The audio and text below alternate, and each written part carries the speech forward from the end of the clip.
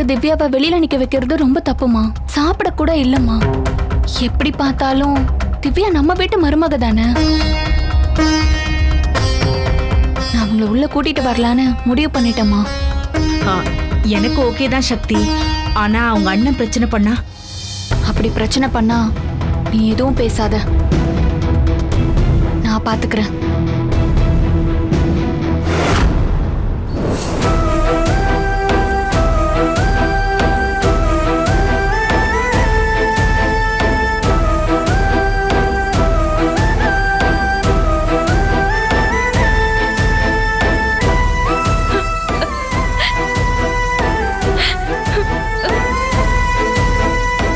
அழாதீங்க அண்ணி, நான் அம்மா கிட்ட எல்லாத்தையும் சொல்லிட்டேன்.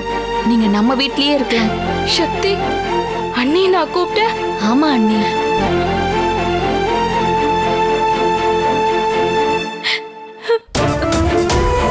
ஆசீர்வாதம் பண்ணுங்க அத்தை. எழுந்துருமா, நல்லா இருமா.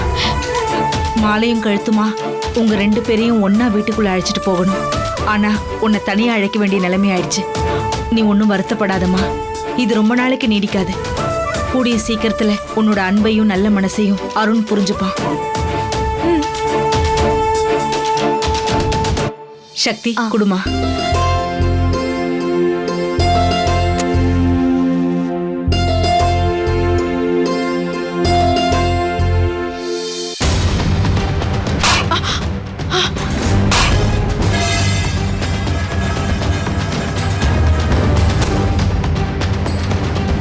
இது ஒண்ணுதான் குறைச்சலு. கேவலமா இல்ல? ஏதோ ஊரை சேர்ந்து கல்யாணம் பண்ணி வச்ச மாதிரி சந்தோஷம் வந்து ஆரத்தி எடுத்துட்டு இருக்கீங்க. அம்மா, உன் புள்ளைய ஏமாத்தி தாலி கட்ட வச்சிருக்காமா? அண்ணே, அதுக்காக அன்னைக்கு எடுக்க வந்த ஆரத்தி தட்ட தட்டி விடுவியா? அண்ணியா? நானே இவளை இங்கிருந்து போக சொல்லிட்டு இருக்கேன். நீ என்ன அண்ணின்னு உறவுமுறை கொண்டாடிட்டு இருக்க? இங்க பாருங்க, உங்க பிரச்சனை எனக்கு தேவையில்ல. நேத்து நைட்டு நீங்க அப்பா கிட்ட சொன்னதை நான் உங்ககிட்ட சொல்றேன். உங்களுக்கு இந்த வீட்ல எவ்வளவு உரிமை இருக்கோ அதே உரிமை எனக்கும் இருக்கு. அண்ணி என் கூட என் ரூம்ல தான் இருப்பாங்க. அதை யாரும் கேட்கவும் முடியாது, கேட்கவும் கூடாது. உனக்கு என்ன பைத்தியம் முடிச்சிருக்கா சக்தி? இதுக்கப்புறம் இதனால எவ்வளவு பிரச்சனை வரும்னு தெரியும்ல? எவ்வளவு பிரச்சனை வந்தாலும் பரவாயில்லன்னு அவ்வளவு பெரிய வீட்டை விட்டுட்டு நைட்டு முழுக்க நம்ம வீட்டு முன்னாடி கொசுக்கடியில இருந்தாங்க. இப்ப வரைக்கும் தண்ணி கூட குடிக்கல. நீங்க என்ன சொன்னாலும் சரி, அண்ணி என்னால விட்டு கொடுக்க முடியாது. ஏ சக்தி, இன்னொரு தடவை அவளை என் முன்னாடி அண்ணின்னு சொல்லாத. அப்படிதான் சொல்லுவேன். உங்களுக்கு பிடிச்சா கேளுங்க, இல்லைன்னா காதுல வாங்கிக்காதீங்க. அண்ணி, நீங்க வாங்க அண்ணி, உள்ள போலாம்.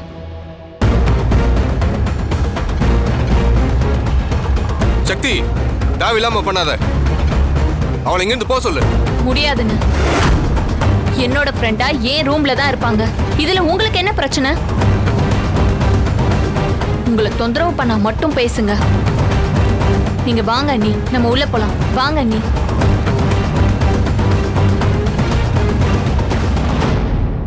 அண்ணி, நான் சொல்றேன்ல, வாங்க. நீங்க வாங்க அண்ணி. சக்தி, வாங்க சக்தி.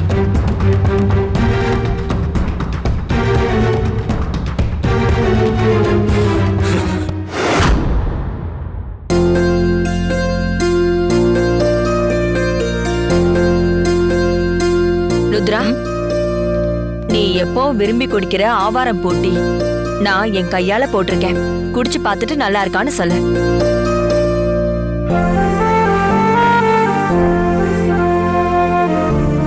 என்ன நீ கவனிப்பெல்லாம் புதுசா இருக்கு? என்னை நம்பி வீட்டு பொறுப்பு எல்லாத்தையும் கொடுத்தேன்னு சொன்னேன். நான் தான் சரியா வீட்டை பாத்துக்காம விட்டுட்டேன்.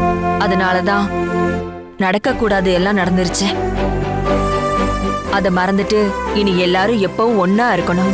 இனிமே இந்த வீட்டையும் உன்னையும் நானே பாத்துக்கிறேன். நல்ல விஷயம்தான். சரி ருத்ரா.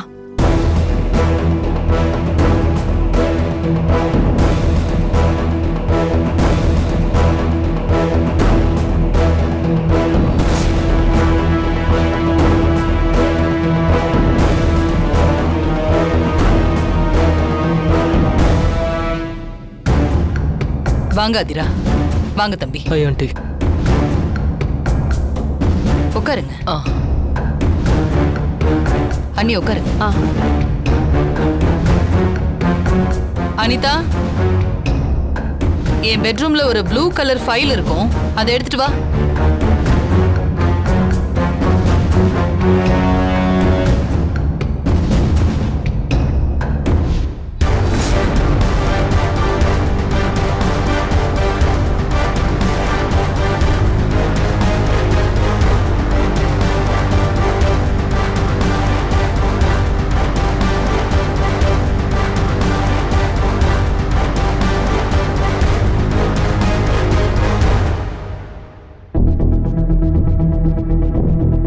ஆதிரா, நாம நினைச்சது ஒண்ணு, அந்த கடவுள் நடத்தி வச்சது ஒண்ணு.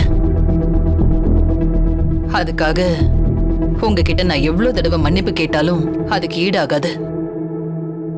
ஆமா சம்பந்தி, எங்களை மன்னிக்கிற அளவுக்கு உங்களுக்கு மனசு இருக்கான்னு தெரியல. கண்டிப்பா நான் உங்க இடத்துல இருந்திருந்தா மன்னிக்கவே மாட்டேன். இருந்தாலும் தப்பு நடந்தது எங்க சைடுல, அதனால நான் உங்ககிட்ட மன்னிப்பு கேட்கிறேன்.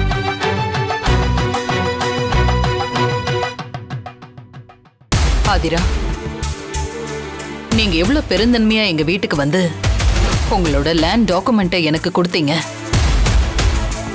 நியாயமா நானே இதை உங்க வீட்டுக்கு வந்து கொடுத்துருக்கணும். உங்க பெரிய மனசுக்கு ரொம்ப நன்றி. இந்தாங்க ஆதிரா, இதை வாங்கிக்கோங்க.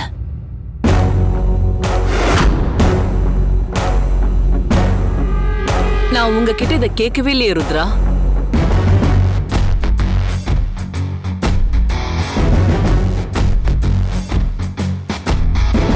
இது உங்களோட நிலம் ஆதிரா, இது உங்ககிட்ட தான் இருக்கணும். கொடுத்த பொருளை என்னைக்கும் இந்த ஆதிரா திரும்ப வாங்கினதில்ல. அதை நான் உங்களுக்காக கொடுத்தது, நீங்களே வச்சுக்கோங்க. நான் இப்போ உங்க வீட்டுக்கு வந்ததே வேற ஒரு விஷயமா.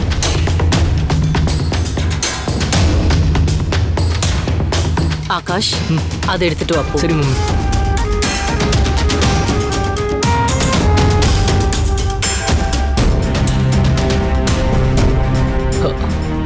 Hi bro.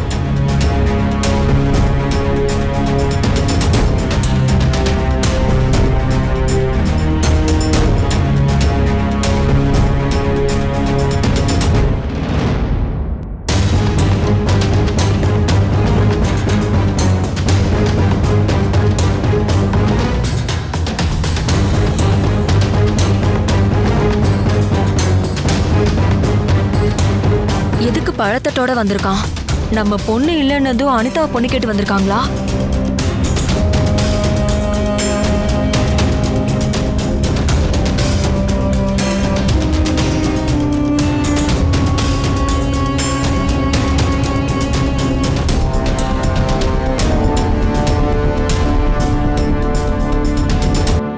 மம்மி,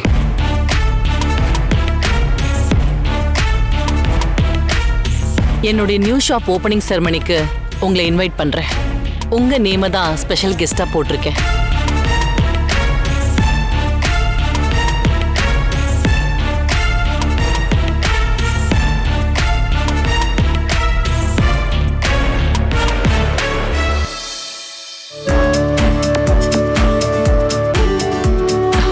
இந்த ருத்ரா,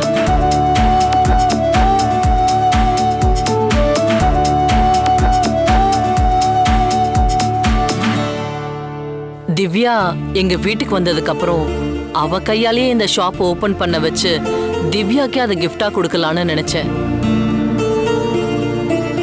அதுக்காக தான் ஒரே மாசத்துல இந்த ஷாப்பை ரெடி பண்ணேன். பட் அது நடக்காம போயிடுச்சு. ஆனா நீங்க வரணும் ருத்ரா. நீங்க தான் என் ஷாப் ஓபன் பண்ணணும். உங்க பேரை தான் ஸ்பெஷல் கெஸ்டா போட்டிருக்கேன்.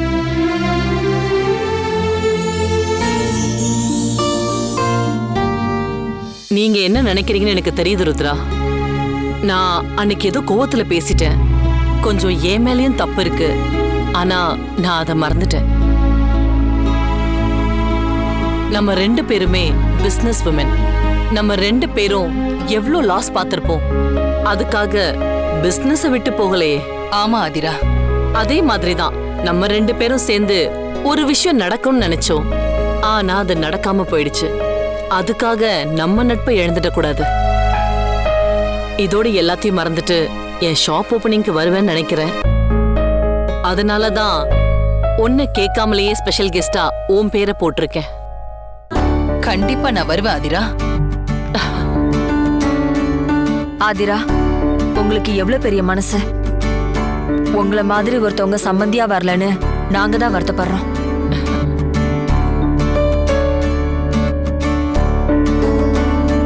தம்பி, நீங்க எதுவும் மனசுல வச்சுக்கல? இல்லை ஆண்டி. ஆகாஷ், சாரி ஆகாஷ். இல்லை, பரவாயில்ல, விடுங்க. நான் நிஜமா சொல்றேன் ஆதிரா, இவ்வளவு நடந்ததுக்கு அப்புறமும் பெருந்தன்மையா விட்டு கொடுத்து மூவ் ஆன் ஆகுற குணம் உங்ககிட்ட இருக்கு. இதெல்லாம் உன்கிட்ட இருந்து தான் கத்துக்கிட்டேன் ருத்ரா. எனக்கு எல்லாத்தையும் விட நமக்குள்ள இருக்கிற இந்த நட்பு இன்னும் நீண்ட நாள் இருக்கணும். அதுதான் என்னோட ஆசை. கண்டிப்பா இருக்கும். அப்ப நாங்க வரோம். கண்டிப்பா எல்லாரும் வரணும். ருத்ரா, நீங்க கண்டிப்பா வரணும். ஆ.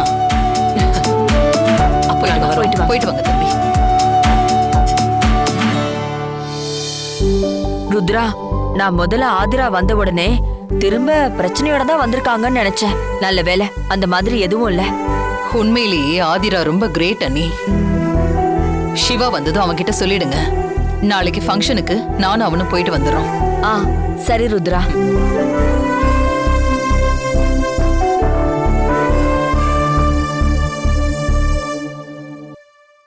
அனிதா, நீ தப்பிச்ச. உன்னதான் பொண்ணு கேட்டு வந்திருக்காங்கன்னு நான் நினைச்சேன் தெரியுமா? நானும் அப்படிதான் அத்தை நினைச்சேன். கொஞ்ச நேரத்துல எனக்கு தலையே சுத்திடுச்சு. நல்ல வேலை அப்படி எதுவுமே இல்ல.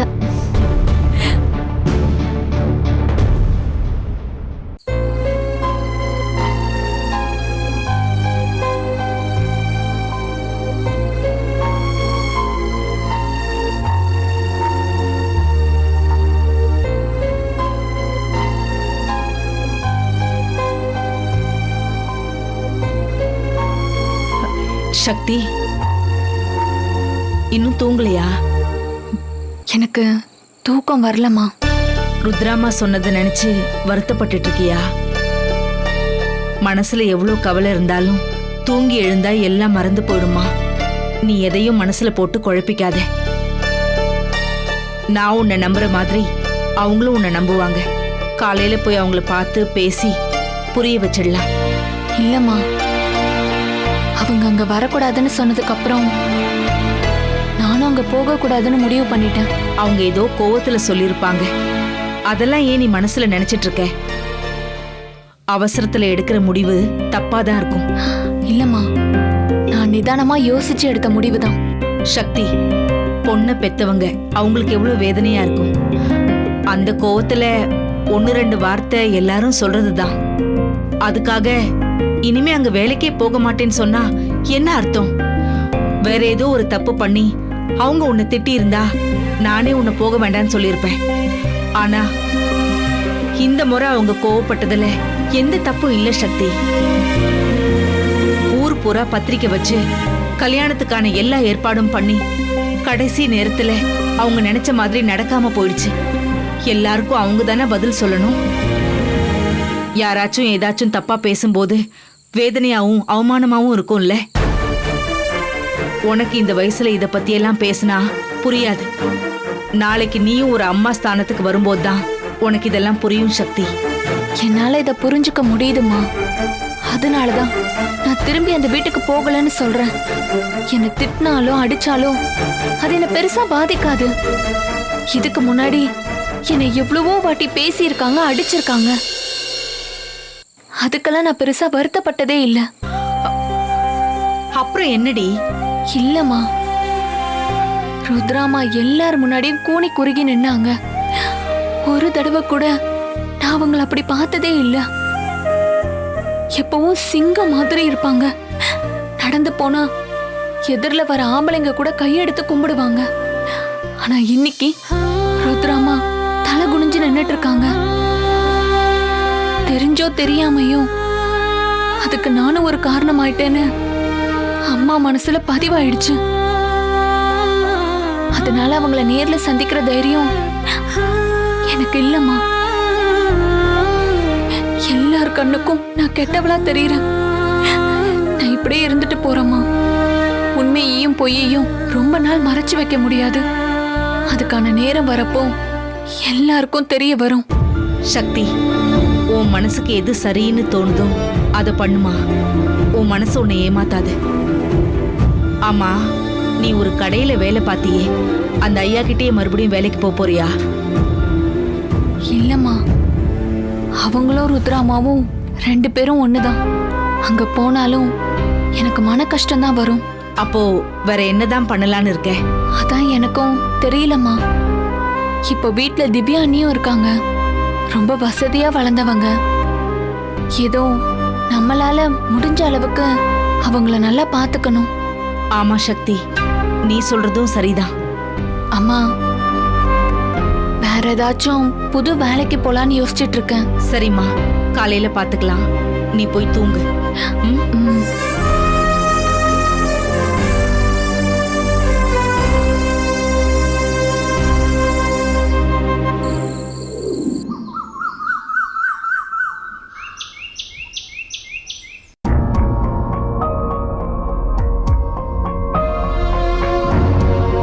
சிவா வெளியே போயிருக்கான். திரும்ப வர்றதுக்குள்ள இந்த கிஃப்ட நாம எப்படியாவது வைக்கணும். இவ்ளோ நாள் எல்லாத்துக்கும் இடைஞ்சலாம் அந்த சக்தி இருந்தா. அவ இந்த வீட்டை விட்டு போனதுக்கு அப்புறம் தான் இந்த வீடே அழகா இருக்கு.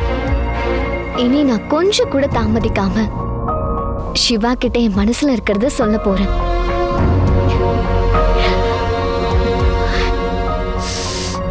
இது மட்டும் சரியா 12 மணிக்கு நாம சொல்ல வேண்டியதை சொல்லிட்டா போதும். அதுக்கப்புறம் நானும் சிவாவும் தினமும் டூயட் தான் பாடுவோம். நினைக்கவே ரொம்ப சந்தோஷமா இருக்கு. எப்படியோ இது மட்டும் சரியா நடந்துடணும்.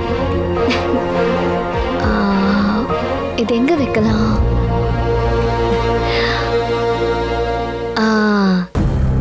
சிவா எடுத்துட்டு வர எல்லா டாக்குமெண்ட்ஸையும் இதுக்குள்ளதான் வைப்பான். அதனால நாமளும் இதுக்குள்ளே வச்சிடுவோம். I love you.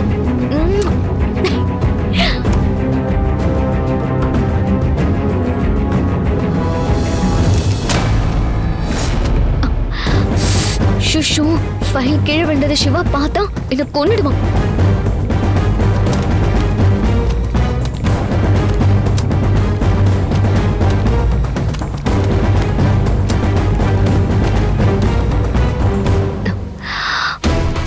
என்ன இன்விடேஷன் இது? ஓபன் பண்ணுவோம்.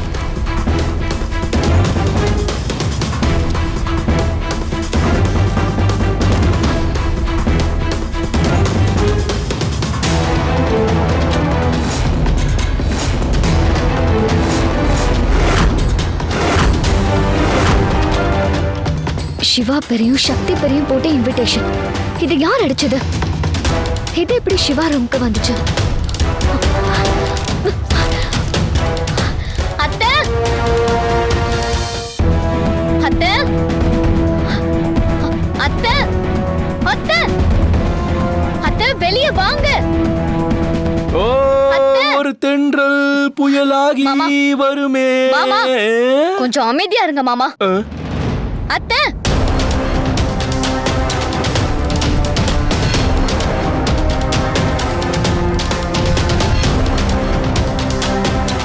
என்ன என்னாச்சு? அத்தை, இதுக்கு மேல என்னால சும்மாவே இருக்க முடியாது.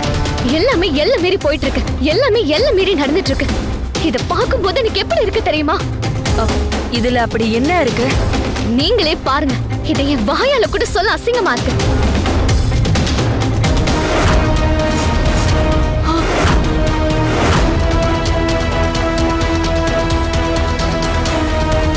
அசிங்கப்படுற அளவுக்கு அப்படி என்ன இருக்கு இதுல?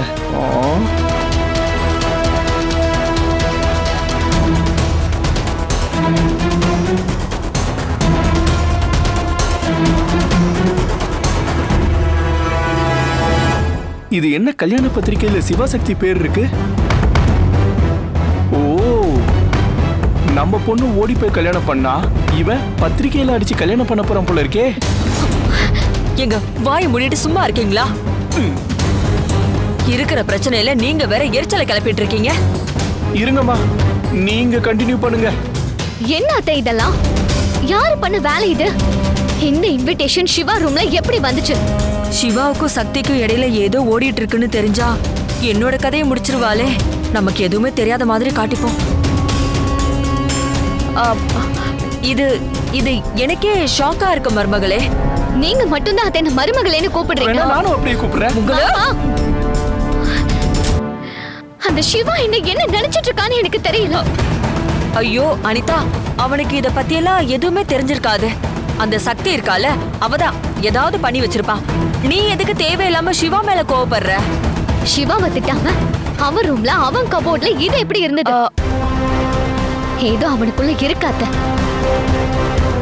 ஐயோ, அப்படியெல்லாம் எதுவுமே இல்ல. நேத்து கூட சிவா என்கிட்ட நீ சாப்பிட்டியா தூங்கினியான்னு விசாரிச்சுக்கிட்டு தான் இருந்தான். இல்ல அத்த, இத நான் சும்மாவே விட போறதில்ல. இப்பவே போய் நான் மம்மி கிட்ட சொல்ல போறேன். ஐயோ அனிதா, இதுக்கெல்லாம் போய் எதுக்கு ருத்ரா கிட்ட பேசுற? இப்பதான் ஒரு பிரச்சனை முடிஞ்சிருக்கு. திரும்பவும் ஒரு பிரச்சனை வந்தா ருத்ரா மனசு வேதனைப்படும். அனிதா, பேசாம சிவா கிட்டே இதை கேட்டுற வேண்டியதானே? உன் டவுட் கிளியர் ஆயிடும்ல? என்னங்க? கரெக்ட் தான் மாமா. சிவா வரட்டும், நான் அவன்கிட்ட கேட்டேன்.